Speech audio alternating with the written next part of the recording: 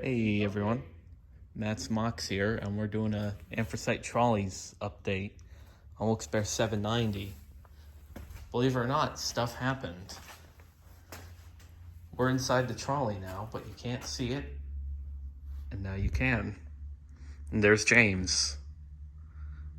Say hi at least. Hey, how you doing? So yeah, would you like to explain what has happened? Yeah, sure. So, over the last couple weeks, we replaced the main beams in the car that were all severely rotted and bent. It involved basically designing a new angle clip and a new beam, which wasn't too bad. We just, it was all off-the-shelf steel components. We had to remove all the rivets and knock all the pieces out. Right now, it's just temporarily bolted together, because to work on side sheets, we might have to take these out of the way in the future because it bolt through the side. So eventually, we want to get a hot rivet set up and we, rivet these in place. But for now, they're all kind of fitted, mocked up. We're talking about now starting to replace side sheets and then redoing how the car is supported currently. There's the spreader beams under it. And we were talking about potentially moving them at least from the main body of the car, maybe keep the ones under the knees for now, but just to make it so we can have a better work access under this car. So this wasn't too bad of a process. It took us a couple days to do. We had a structural analysis done by a group of Wilkes students, and this was the kind of sort of the beginning of the steel work on this trolley car. So we could even look at the steel over there, the steel we cut out. We have a pile of it over on the other side. We can see how poor condition it was in. Having said that, these channels that run the car here were in really poor condition, but the L channel on the outside of the car is actually in remarkably good condition. Surprising, you know what I mean? Yeah. So that's something we're happy about, because to replace that, which we feel like we don't need to replace it because it's in such good condition, we would have to, remove pretty much, take the whole entire side of the car apart, support the roof. Should be a massive undertaking. I mean, it's possible, but it would be a big undertaking.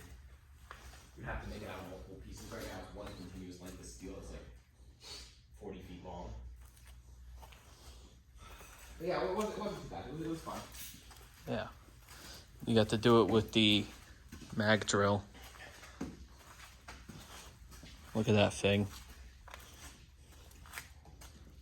But yeah, you see the steel over here?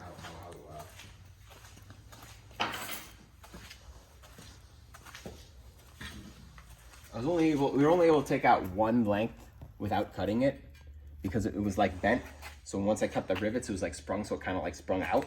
But all the other ones I had to cut because they were still tight. But I mean, you're talking like the steel is in, pretty much. Pretty much, yeah, exactly. It's like nothing.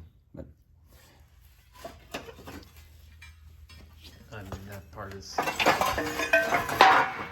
that was kind of like the main joint between the structural channel and the side body of the car. You could see we basically just duplicated that out of new steel, same thicknesses as what have been originally done. So yeah, and it's all pretty good. It wasn't too bad of a process either. It wasn't very difficult. You also want to mention about the headlight? I wish I had it here to show, but we bought another headlight for the trolley. So we have that in our possession, but we don't have it here. It's kind of neat. It has a black light in it, so it lights the uranium bezel up pretty good. But of course, that'll replace the worst of the two on the car.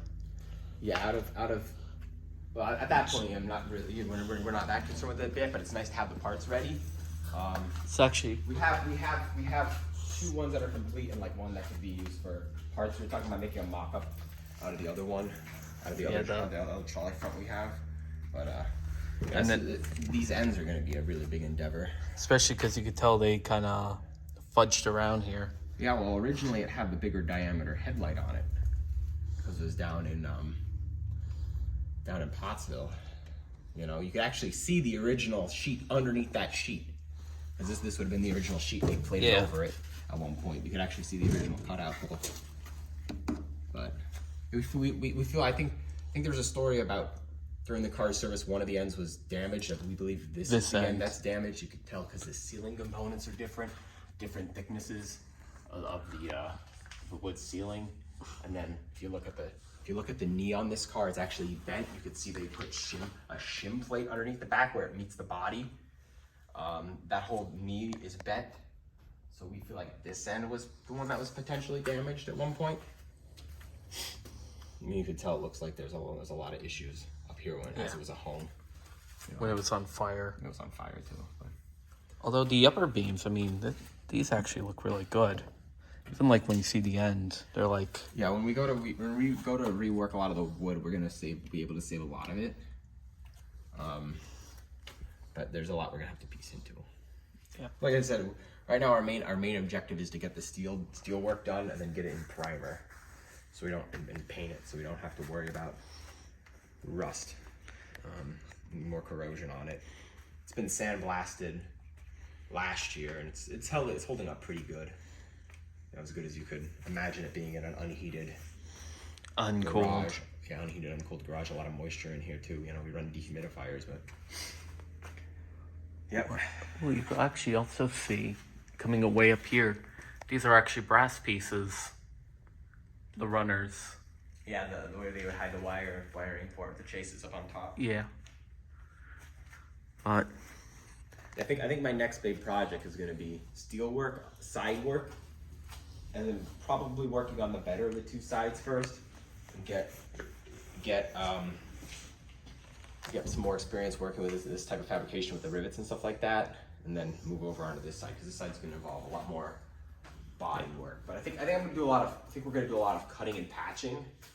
So it shouldn't be too bad. We're probably going to try to preserve as much steel as we can. Try to keep the cars in original as we could with original steel. plus with a little bit of sanding, no one could tell the difference of where it's been repaired. Yeah, and we could always Unlike some guys. Transitions and stuff, you know. Yeah. Redo it how they used to do it. They used to lead the panels. So we're not gonna do that. Yeah. But and fix just a little hole. And then the more channels you come to the front of the cars, like those channels replacement was pretty easy. It was straightforward. We had all the steel. We kind of knew what we were doing. This is kind of where there's a lot of understanding that needs to come into mind when we're figuring this out, because these you can see where the channels come out were cut. They actually bend down, and we're not sure how far they bend down. We believe they bend down either to this level or halfway between this level of the platform and the level of the floor up there, halfway, because this was a ramp here up to the main height of the car. There's no step, so that's something we have to figure out when we're looking to get a parts trolley, hopefully. I mean, we don't want to say anything about that yet, but hopefully we'll get one. At least we'll be able to see a real full one, you know. And we'll copy and paste. Pretty much, yeah, pretty much. And of course, we still got our Reading seats, which we'll work on. Yeah, we have some ideas that are floating around currently with that, but I don't want to say anything yet. Yeah. But I think that's going to be pretty neat what we're going to do with those. And is there anything else maybe with the restoration we should say, like maybe a public event or something? Yeah, when we get closer to, I forget what the date of our open house for planning for September. There's a date for it. Maybe you could put it in the description of your video. Yeah. So we could have that. You know, I'm not sure off the top of my head what it is, because it moved around, but we did finally finalize the date. I just don't know what it is off the top of my head. We were like in between one date and another date, and there's like all stuff going on, so we're like, let's just do the date. There's nothing happening. So. Yep. Yeah, I'll tell you what that is later. Well, I guess that's it for this video. Like, comment, subscribe. Say you like, if you watch to the end, say James is the best. Well, you know, I try. And we'll see you all next time. Goodbye.